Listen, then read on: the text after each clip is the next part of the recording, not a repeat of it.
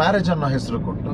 ಇವತ್ತು ಏನು ಮ್ಯಾರೇಜ್ ಅನ್ನೋದೊಂದು ಫಂಕ್ಷನ್ ಅಷ್ಟೇ. ಅದಕ್ಕಿಂತ ಮುಂಚೆ ಹುಡುಗಾಗ್ಲಿ ಹುಡುಗಿರಾಗ್ಲಿ ಆಲ್ರೆಡಿ ಆ ಸಂಸಾರನ ಸುಮಾರು ಜನ ಜೊತೆ ನಡೆಸ್ಕೊಂಡು ಬಂದೇ ಮದುವೆ ಆಗ್ತಿರೋದು ಇವತ್ತು. ಏನೋ ಹುಡುಗಿರೆಲ್ಲ ಮದ್ವೆ ಆಗೋಕ್ಕೂ ಮುಂಚೆನೆ ಮುಗಿಸಿರ್ತಾರ. ಬಾಲ್ ಬಾಸ್ಕೆಟ್ಗೆ ಬಾಲ್ ನೋಡ್ಕೊಂಡ್ ಮಾತಾಡೋ.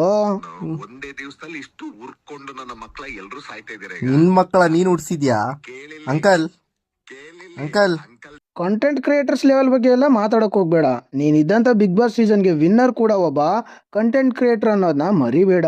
ಈ ಚಪ್ರಿಗಳಿಗೆ ಇನ್ಸಲ್ಟ್ ಮಾಡಕ್ಕೊಂದು ಟೀಮ್ ಹುಟ್ಟುತ್ತೆ. ನೀನೇನೋ ಚಪ್ರಿ, ಅವರು ಇವ್ರನ್ನ ಇಟ್ಕೊಂಡು ಅವ್ರು ಫೇಮಸ್ ಆಗಕ್ಕೆ ಅವ್ರುಗಳು ಬರ್ತಾರೆ. ರೋಲರ್ಸ್ ಎಲ್ಲ ಅವ್ರು ಬೇಳೆ ಬೇಯಿಸ್ಕೋತಾರ. ಹಾಗಾದ್ರೆ ನೀನ್ ಬಿಗ್ ಬಾಸ್ ಅಲ್ಲಿ ಅಷ್ಟು ದಿನ ಇರೋಕೆ ಕಾರಣ ಯಾರು ಅಂತ ಹೋಗಿ ನಿಮ್ಮ ಬಿಗ್ ಬಾಸ್ನೇ ಕೇಳು. ನಾವು ರೋಸ್ಟ್ ಮಾಡಿಲ್ಲ ಅಂದಿದ್ರೆ ನೀನು ಕೂಡ ಜೀರೋನೇ. ಬಂದವನಿಲ್ಲಿ ಆ ಚಪ್ರಿ ಜಡೆ ಬಿಟ್ಕೊಂಡು ಹೋಗಿ ಉಣ್ಕೊಂಡು ಮಲ್ಕೋ ಹೋಗು. ಕ್ರಿಯೇಟರ್ಗಳೆಲ್ಲ ಚಪ್ರಿಗಳಂತೆ, ರೋಸ್ಟರ್ಗಳೆಲ್ಲ ಬೇಯ ಬೆಳೆಸ್ಕೋತಾರಂತೆ. ಲೋ, ನೀನಿರೋದು ನಿಜವಾಗ್ಲೂ ಚಪ್ರಿ ಥರ. ನೋಡು, ಅರ್ಧಂಬರ್ಧ ಹಾದಿರೋ ಚಡ್ಡಿ, ವಿಚಿತ್ರವಾಗಿರೋ ನಿನ್ನ ಹೇರ್ಸು, ಎಂಥವ್ರಿಗೂ ಭಯ ಬರ್ಸೋಂಥ ಎಕ್ಸ್ಪ್ರೆಷನ್ಸು.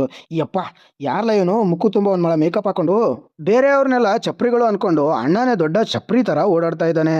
ಇವರೆಲ್ಲ ಸೆಲೆಬ್ರಿಟಿಗಳಂತೆ. ಇವ್ರಿಗೆ ಇಡೀ ಸೀಸನ್ಗೆ ಕಿಚ್ಚನ ಚಪ್ಪಾಳೆ ಸಿಕ್ತಂತೆ.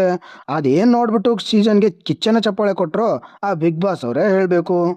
ಗುರು, ಈ ಧ್ರುವಂತಣ ಇತ್ತೀಚೆಗೆ ಒಂದು ಇಂಟರ್ವ್ಯೂ ಅಲ್ಲಿ ಕ್ರಿಂಜ್ ಕ್ರಿಯೇಟರ್ಸ್ ಬಗ್ಗೆ ಮಾತಾಡಿದ್ದಾನೆ. ಹೌದು, ಅದು ಒಳ್ಳೆಯದೇ. ಆದರೆ ಟ್ರೋಲರ್ಸ್ ಬಗ್ಗೆ, ರೋಸ್ಟರ್ಸ್ ಬಗ್ಗೆ ಮಾತಾಡಬಾರ್ದಾಗಿತ್ತು. ಇದನ್ನೆಲ್ಲ ಡೀಟೇಲ್ ಆಗಿ ನೋಡ್ಕೊಂಡು ಬರೋಣ ಬನ್ನಿ. ಅದಕ್ಕೂ ಮುಂಚೆ ನಮ್ಮ ಮಂಗಳೂರು ಬನ್ಸ್ ಯೂಟ್ಯೂಬ್ ಚಾನಲ್ಗೆ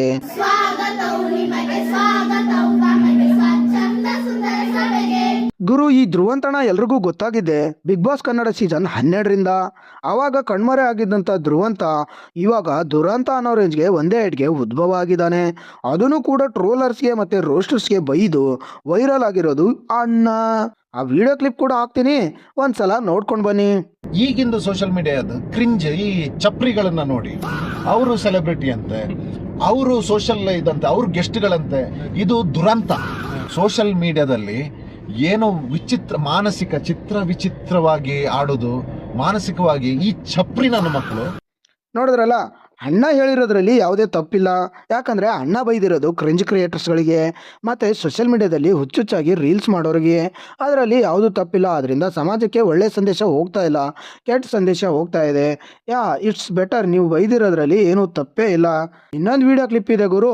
ಅಣ್ಣ ಅದರಲ್ಲಿ ಟ್ರೋಲರ್ಸ್ಗೆ ಮತ್ತು ರೋಸ್ಟರ್ಸ್ಗೆ ಬೈದಿದ್ದಾನೆ. ಆ ವಿಡಿಯೋ ಕ್ಲಿಪ್ ಹಾಕ್ತೀನಿ, ಅದನ್ನು ನೋಡ್ಕೊಂಡು ಬನ್ನಿ. ಇನ್ಸಲ್ಟ್ ಮಾಡಕ್ಕೊಂದು ಟೀಮ್ ಹುಟ್ಟುತ್ತೆ. ನೀನೇನೋ ಚಪ್ರಿ, ಅವರು ಇವ್ರನ್ನ ಇಟ್ಕೊಂಡು ಅವ್ರು ಫೇಮಸ್ ಆಗಕ್ಕೆ ಅವ್ರುಗಳು ಬರ್ತಾರೆ. ಇನ್ನು ಕೆಲವರು ಕಲರ್ ಶಾಲ್ ಹಾಕೊಂಡು ಈ ಕಡೆಯಿಂದ ಬರ್ತಾರೆ ಈ ಚಪ್ರಿಗಳಿಗೆ ಸಪೋರ್ಟ್ ಮಾಡ್ಕೊಂಡು. ನಾನಿದ್ದೀನಿ ನಿನ್ನ ಜೊತೆ ಅಂತ ದೊಡ್ಡ. ನೋಡಿದ್ರಲ್ಲ, ಅಣ್ಣ ರೋಸ್ಟರ್ಸ್ಗೆ ಮತ್ತು ಟ್ರೋಲರ್ಸ್ಗೆ ಬೈತಾ ಇರೋದು ಏನಂದರೆ, ಕ್ರಿಂಜ್ ಕ್ರಿಯೇಟರ್ಗಳನ್ನ ಇಟ್ಕೊಂಡು ಹುಚ್ಚುಚ್ಚಾಗಿ ಸೋಷಿಯಲ್ ಮೀಡಿಯಾದಲ್ಲಿ ರೀಲ್ಸ್ ಮಾಡೋರನ್ನ ಇಟ್ಕೊಂಡು ರೋಸ್ಟರ್ಸು ಮತ್ತು ಟ್ರೋಲರ್ಸು ಬೇಳೆ ಬೇಯಿಸ್ಕೊತಾ ಇದ್ದೀವಂತೆ. ಥೂ, ನಿನ್ನ ಮಕ ನಮ್ಮ ಮನೆ ನಾಯಿನಕ್ಕ. ಬಾಲ್ ಬಾಸ್ಕೆಟ್ಗೆ ಬಾಲ್. ನೀನಿವತ್ತು ಫೇಮಸ್ ಆಗಿರೋದು ಕೂಡ ಬಿಗ್ ಬಾಸಿಂದ ಅನ್ನೋದು ಎಷ್ಟು ನಿಜಾನೋ, ನಿನ್ನ ಬಿಗ್ ಬಾಸ್ ಅವರು ಅಷ್ಟು ದಿನ ಅಲ್ಲಿ ಉಳಿಸ್ಕೊಳ್ಳೋದಕ್ಕೆ ರೋಸ್ಟರ್ಸು ಕಾರಣ ಅನ್ನೋದು ಕೂಡ ಅಷ್ಟೇ ನಿಜ. ನಿನ್ನಂಥ ಲೋ ಲೆವೆಲ್ ಸೆಲೆಬ್ರಿಟಿಗಳಿಗೆ ಅದೆಲ್ಲ ಅರ್ಥ ಆಗಲ್ಲ ಬಿಡು. ಇವನು ಕಂಟೆಂಟ್ ಕ್ರಿಯೇಟರ್ಗಳ ಲೆವೆಲ್ ಬಗ್ಗೆ ಎಲ್ಲ ಮಾತಾಡಿದ್ದಾನೆ ಗುರುವೆ. ಲೋ ಅಪ್ಪಿ, ನೀನು ಹೋಗಿದ್ದಂಥ ಬಿಗ್ ಬಾಸ್ ಸೀಸನ್ ವಿನ್ನರ್ ಕೂಡ ಒಬ್ಬ ಕಂಟೆಂಟ್ ಕ್ರಿಯೇಟರ್ ಅನ್ನೋದನ್ನ ಮರಿಬೇಡ. ಇವನು ಬಂದ್ಬಿಟ್ಟು ಕ್ರಿಂಜ್ ಕ್ರಿಯೇಟರ್ಗಳ ಬಗ್ಗೆ ಮಾತಾಡ್ತಾ ಇದ್ದಾನೆ. ಅಣ್ಣ, ನೀನು ಕೊಟ್ಟಂಥ ಕ್ರಿಂಜ್ ಕಂಟೆಂಟು ಬಿಗ್ ಬಾಸ್ 12 ಸೀಸನಲ್ಲಿ ಯಾರೂ ಕೊಟ್ಟಿರಲಿಲ್ಲ. ಆ ರೇಂಜ್ಗೆ ಕ್ರಿಂಜ್ ಕಂಟೆಂಟ್ಗಳನ್ನ ನೀನು ಕೊಟ್ಟಿದ್ದು. ಅಷ್ಟೆಲ್ಲ ಕ್ರಿಂಜ್ ಕಂಟೆಂಟ್ ಕೊಟ್ಟರು ನಿನ್ನ ಬಿಗ್ ಬಾಸಲ್ಲಿ ಯಾವುದಕ್ಕೆ ಉಳಿಸ್ಕೊಂಡಿದ್ರು ಅಂದರೆ, ನಾವು ರೋಸ್ಟರ್ಸ್ಗಳು ಮತ್ತು ಟ್ರೋಲರ್ಸ್ಗಳು ನಿನ್ನನ್ನು ಹಿಗ್ಗ ಮುಗ್ಗ ಹರಿದು ಊರು ಬಾಗ್ಲು ಮಾಡ್ತಾ ಇದ್ವಿ ಅನ್ನೋ ರೀಸನ್ಗೆ ನಿನ್ನ ಅಷ್ಟು ದಿವಸ ಇಟ್ಕೊಂಡಿದ್ರು. ನೀನು ಅಷ್ಟೆಲ್ಲ ದಿವಸ ಉಳ್ಕೊಳ್ಳೋಂಥ ಪಿಗಾರ ಯಾರು ಅಂತಲೂ ಪರಿಗಣಿಸದೆ ಅವರ ಬಗ್ಗೆ ಕೆಟ್ಟದಾಗಿ ಒಂದು ಪಾಪ್ಯುಲಾರಿಟಿಗೋ ಅಥವಾ ಕಮೆಂಟ್ಸಿಗೋ ಲೈಕಿಂಗ್ಸಿಗೋ ಬಾಯಿಗೆ ಬಂದಾಗ ಮಾತಾಡೋದು, ಕೆಲವು ಕೆಟ್ಟ ಪದಗಳನ್ನು ಬಳಸೋದು. ನೋಡಿದ್ರಲ್ಲ, ಅಣ್ಣ ಹೇಳ್ತಾ ಇರೋದು ಕ್ರಿಂಜ್ ಕ್ರಿಯೇಟರ್ಸ್ ಎಲ್ಲ ಹುಚ್ಚುಚ್ಚಾಗಿ ರೀಲ್ಸ್ಗಳನ್ನ ಮಾಡ್ಕೊಂಡು ಹುಚ್ಚುಚ್ಚಾಗಿ ಸೋಷಿಯಲ್ ಮೀಡಿಯಾಗಳಲ್ಲಿ ಆಡ್ತಾ ಇರೋದೆಲ್ಲ ಪಾಪ್ಯುಲಾರಿಟಿ, ಲೈಕ್ಸು, ವ್ಯೂಸ್ಗಳಿಗೆ ಅಂತ ಹೇಳ್ತಾ ಇರೋದು. ಹಾಗಿದ್ರೆ ಬಿಗ್ ಬಾಸಲ್ಲಿ ನೀನೇನು ಕಸ ಗುಡ್ಸೋಕೆ ಹೋಗಿದ್ದ? ಪಾಪ್ಯುಲಾರಿಟಿ ಬರುತ್ತೆ, ಜನ ನನ್ನ ಗುರುತಿಸ್ತಾರೆ ಅನ್ನೋ ಕಾರಣಕ್ಕೆ ತಾನೇ ನೀನು ಹೋಗಿದ್ದು. ಒಳ್ಳೆ ಚೈಲ್ಡ್ ಥರ ಆಡಬೇಡ. ಸ್ಪೆಷಲಿ ಬಿಗ್ ಬಾಸ್ ಆದಮೇಲೆ ನಮ್ಮ ಸೀಸನ್ 12 ಅದರದ್ದೊಂದು ಇದಾದಮೇಲೆ ತುಂಬ ಸೋಷಿಯಲ್ ಮೀಡಿಯಾದಲ್ಲಿ ಈ ರೋಸ್ಟಿಂಗು, ಬ್ಯಾಡ್ ಕಮೆಂಟ್ಸು, ಮತ್ತು ಯಾರು ಯಾವ ವ್ಯಕ್ತಿ ಹಿರಿಯರೋ ಕಿರಿಯರೋ ಮಕ್ಕಳು ಲೇಡೀಸು ಅಥವಾ ಯಾರು ಕಲಾವಿದರು ಯಾವುದೇ ಕ್ಷೇತ್ರದಲ್ಲಿ ಅವ್ರು ಯಾರು ಅಂತ ಪರಿಗಣಿಸದೆ ಅವ್ರ ಬಗ್ಗೆ ಕೆಟ್ಟದಾಗಿ, ಅದರಲ್ಲೂ ಅಣ್ಣ ಹೇಳ್ತಾ ಇರೋದು ಸೋಷಿಯಲ್ ಮೀಡಿಯಾದಲ್ಲಿ ದೊಡ್ಡವರು ಸಣ್ಣವರು ಕಲಾವಿದರು ಅವರು ಇವರು ಅಂತ ಯಾವುದಕ್ಕೆ ಬೆಲೆನೇ ಇಲ್ವಂತೆ. ಗುರು ತಪ್ಪು ಮಾಡಿದರೆ ದೊಡ್ಡವರಾದ್ರೇನೋ ಸಣ್ಣವರಾದ್ರೇನೋ ರೋಸ್ಟರ್ಗಳು ರೋಸ್ಟ್ ಮಾಡ್ತಾರೆ, ಮಾಡಿಸ್ಕೋಬೇಕು ಅಷ್ಟೇ. ಈ ತಪ್ಪು ಮಾಡೋದ್ರ ಬಗ್ಗೆ ನಮ್ಮ ವಿಕ್ಕಿ ಒಂದು ಡೈಲಾಗ್ ಹೇಳ್ತೇನೆ, ಕೇಳಿಸ್ಕೊಂಬ, ಅವಾಗ್ಲಾದ್ರೂ ಬುದ್ಧಿ ಬರುತ್ತಾ ನೋಡೋಣ. ನಾನು ತಪ್ಪು ಮಾಡೋನೇ ಭಯ ಪಟ್ಟಿಲ್ಲ, ನಾನು ಇವಾಗ ತಪ್ಪೇ ನಾನೇ ಭಯ ಪಡ್ಬೇಕು. ಆಂಟಿ ಸೋಷಿಯಲ್ ಎಲಿಮೆಂಟ್ ಅಂತೆ. ಅಣ್ಣ ಇವರೆಲ್ಲ ಮಾಡ್ತಾ ಇರೋದು ನೀನು ಬಿಗ್ ಬಾಸ್ ಅಲ್ಲಿ ಮಾಡಿರೋದಕ್ಕಿಂತ ಚೆನ್ನಾಗಿದೆ, ನಿನ್ಗಿಂತ ಡೀಸೆಂಟ್ ಆಗಿ ಮಾಡ್ತಾ ಇದ್ದಾರೆ, ಒಳ್ಳೆ ರೀತಿಲಿ ಮಾಡ್ತಾ ಇರೋದು. ಆದ್ರೆ ಬಿಗ್ ಬಾಸ್ ಮನೇಲಿ ಇರ್ಬೇಕಾದ್ರೆ ನೀನ್ ಮಾಡಿರೋದು ಮಾತ್ರ ಯಪ್ಪ, ಅದನ್ನೆಲ್ಲ ನೆನೆಸ್ಕೊಂಡ್ರೆ ಇವತ್ತಿಗೂ ಕೂಡ ಭಯ ಆಗುತ್ತೆ. ಇವಾಗ ಇನ್ನೊಂದು ವಿಡಿಯೋ ಕ್ಲಿಪ್ ಇದೆ, ಅದನ್ನು ನೋಡ್ಕೊಂಡು ಬನ್ನಿ. ಹುಚ್ಚುಚ್ಚರ ತರ ಆಡ್ತಾ ಇದ್ದಾರೆ. ಮೆಂಟ್ಲು ರೋಡಲ್ಲಿ ಹುಚ್ಚುಚ್ಚರ ತರ ಆಡೋದು, ಇದು ಲೈಕಿಂಗ್ಸ್ಗೆ ಏನೇನೋ ಹೇಳ್ಕೊಂಡು ಆಮೇಲೆ ಈ ಲೈಕಿಂಗ್ಸ್ ಬರುತ್ತೆ ನನಗೆ ಫ್ಯಾನ್ಸ್ ಆಗ್ತಾರೆ ಅಂತ ಮಾಡ್ಲಿ, ಎಂಟರ್ಟೈನ್. ನೋಡಿದ್ರಲ್ಲ, ಲೈಕ್ಗೋಸ್ಕರ ವ್ಯೂಸ್ಗೋಸ್ಕರ ಹುಚ್ಚುಸ್ತರ ಆಡ್ತಾ ಇದ್ದಾರಂತೆ. ಅಣ್ಣ ಬಿಗ್ ಬಾಸ್ ಅಲ್ಲಿ ನೀನು ಆಡಿದಂಥ ಹುಚ್ಚಾಟ, ನೀನು ಮಾಡಿದಂತಹ ಕ್ರಿಂಜ್ ಆ್ಯಕ್ಷನ್ಸು ಅದನ್ನೆಲ್ಲ ನೋಡೋಕ್ಕೆ ಬರಿಗಣ್ಣಲ್ಲಂತೂ ಆಗೋದೇ ಇಲ್ಲ. ಅದಕ್ಕೋಸ್ಕರ ಜಪಾನಲ್ಲಿ ಆರ್ಡರ್ ಕೊಟ್ಬಿಟ್ಟು ಈ ಗಾಗಲ್ಗೆ ಮುಂದೆ ಕ್ಲೋಸ್ ಇರೋ ಥರ ಒಂದು ಗಾಗಲ್ನ ಮಾಡಿಸ್ಕೊಂಡು ಬರಬೇಕು. ಅದನ್ನಂತೂ ಬರಿಗಣ್ಣಲ್ಲಿ ನೋಡೋಕ್ಕಾಗಲ್ಲ ಅಂದಮೇಲೆ ಗಾಗಲ್ ಹಾಕೊಂಡಾದ್ರೂ ಹೇಗೆ ನೋಡೋಕ್ಕಾಗುತ್ತೆ? ಅದಕ್ಕೆ ಮುಂದ್ಗಡೆ ಮುಚ್ಚಳ ಇರೋ ಗಾಗಲ್ನ ತರಿಸ್ಬೇಕಷ್ಟೇ. ನಮ್ಮ ಅಣ್ಣನ ಇಬ್ರು ಟ್ರೋಲರ್ಸು ಚೆನ್ನಾಗಿ ಕ್ಲಾಸ್ ತಗೊಂಡಿದ್ದಾರೆ, ಅಂದ್ರೆ ಅದು ಕೂಡ ವಿಡಿಯೋ ಕ್ಲಿಪ್ನ ಹಾಕ್ತೀನಿ, ನೋಡ್ಕೊಂಡು ಬನ್ನಿ ಅಂತಾನೆ ಕಮೆಂಟ್ ಹಾಕಿದ್ದು ಮಕ್ಳು ತರ ಚೈಲ್ಡ್ ಚಪಾತಿ. ಇಲ್ಲಿ ರೋಸ್ಟರ್ಸ್ ಕಮ್ಯುನಿಟಿ 4433 ಮಕ್ಳು ಫ್ರೀ.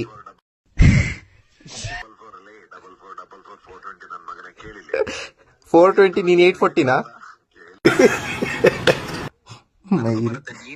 ಲಡಕೆ ಬಾಲ್ ಲಂಡ್ ಫಕೀರ್, ಕರೆಕ್ಟ್ ಆಗಿ ಮಾತಾಡು. ನಮಗೆ ಸನ್ಮಾನ ಮಾಡಿಸ್ಕೊಳಕ್ಕೂ ಗೊತ್ತು, ನಿನ್ನಂತವ್ರ ಜೊತೆ ನಿನ್ಗೆ ಅವಮಾನ ಮಾಡಕ್ಕೂ ಗೊತ್ತು, ಅವಮಾನ ಮಾಡಿಸ್ಕೊಳಕ್ಕೂ ಗೊತ್ತು. ಬಿಗ್ ಬಾಸ್ ಅಲ್ಲಿ ಅವಮಾನ ಮಾಡಿ ಸಾಕು ಗಿಲ್ಲಿಯಣ.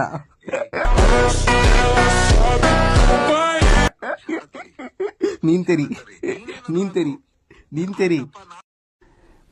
ಎಷ್ಟು ನಮಗ್ ಬೇಜಾರಾಗೋಯ್ತು ಅಂತಂದ್ರೆ ನಮ್ ಜೀವನದಲ್ಲಿ ಅಷ್ಟು ಬೇಜಾರಾಗ್ಲಿಲ್ಲ. ನಿನ್ ಏಜ್ ಎಷ್ಟು ಹೇಳಿ? 21. ನಿನ್ ಏಜು ಅಂಕಲ್ 45 ವರ್ಷ ಅಂಕಲ್.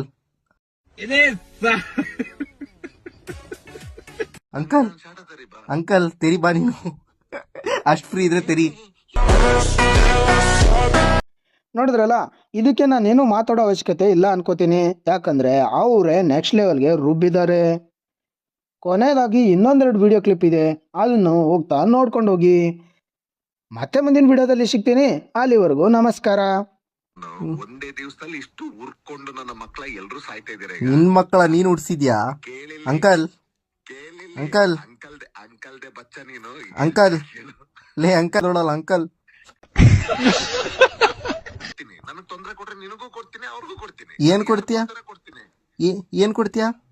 ಏನ್ ಮುತ್ಬೇಕಾ ನಿನಗೆ? ಥೂ ಥೂ ಥೂ ಥೂ ಚೀ ಚೀ ಚೀ ಚೀ ಏ ಥೂ ಚೀ.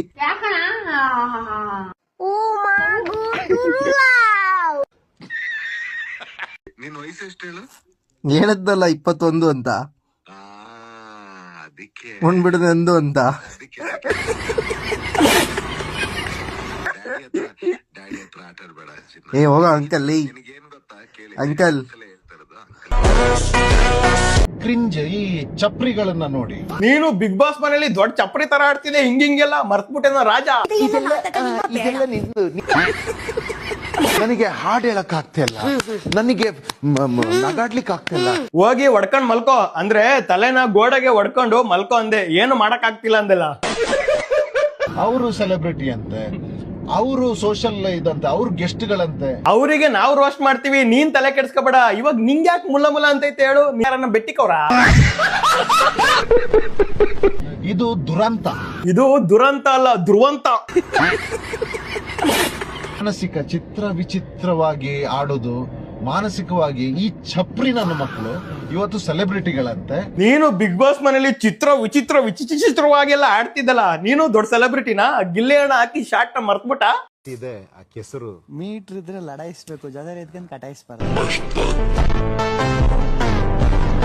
ಈ ಚಪ್ರಿಗಳಿಗೆ ಮತ್ತೆ ಸಪೋರ್ಟ್ ಸಿಸ್ಟಮ್ ಬರ್ತವೆ. ನೀನು ಏನಾದ್ರೂ ಮಾತಾಡು, ಮೇರಕೋ ಮ್ಯಾಟರ್ ನಹಿ, ಆದ್ರೆ ನೀನು ರೋಸ್ಟರ್ಸ್ ಬಗ್ಗೆ ಮಾತಾಡ್ದಲ್ವಾ, ಅರ್ಟ್ ಆಗ್ಬಿಡ್ತು ಕಣೋ, ನಿನಗೆ ಶಾರ್ಟ್ ಹಾಕ್ಲೇಬೇಕು.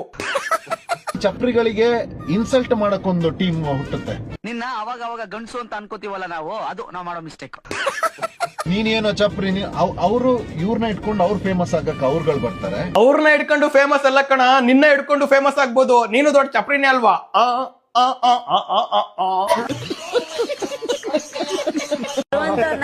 ಧ್ರುವಂತವ್ರನ್ನ ಕರೀರಿ ಅಂತಿದ್ದೆ. ದೇವ್ರಿಗೆ ದೀಪ ಹತ್ತೇನಮ್ಮ. ಗಿಲ್ಲಿ ಅಣ್ಣ ಹಾಕಿದ ಶಾರ್ಟ್ಗಳನ್ನ ಮರ್ತ್ಬಿಟ್ಟವ್ರೆ ಅನ್ಸುತ್ತೆ ಸಾರು. ಹೋಗೋಣ, ಅರ್ಶನ ಕುಂಕುಮ ಇಟ್ಕೊಂಡ್ ಬರೋಗು. ಒಂಚೂರು ಅರ್ಶನ ಕುಂಕುಮ ಮನೆಗೆ ಇಟ್ಕೊಬರಕಮ್ಮ, ಆಮೇಲೆ ಮಾತಾಡೋಣ. ಅಕ್ಕನ್ ಯಾವ ಪಪ್ಪುಮ್ಮ ಯಾವ ಚಿನ್ನಿಮ್ಮ, ನನ್ನವಳು ಚಪ್ರಿ ಧ್ರುವಮ್ಮ, ನಾನು ಮತ್ತೆ ನನ್ನ ಹುಡುಗಿ ಚಪ್ರಿ ಧ್ರುವಮ್ಮ ಸೇರ್ಕೊಂಡು ಸೀರೀಸ್ ಮಾಡ್ತಾ ಇದೀವಿ. ನಮ್ಮ ಸೀರೀಸ್ ನ ಮೊದಲನೇ ಎಪಿಸೋಡ್ ಇದು, ದಯವಿಟ್ಟು ಕೊನೆವರೆಗೂ ನೋಡಿ. ಹಲೋ, ಮೀಟರ್ ಇದ್ರೆ ಲಡಾಯಿಸ್ಬೇಕು, ಜೊತೆಲಿ ನಿನ್ಕೊಂಡ್ ಕಟಾಯಿಸ್ಬಾರ್ದು. ಬೇರೆಯವ್ರದ್ದು ಹೇಳ್ ತಿನ್ಬಾರ್ದು, ನಿಮ್ದೇ ಹೇಳಿ ನೀವು ತಿನ್ಬೇಕು. ನಿಂದ ತುಣೆ ನಿಂತ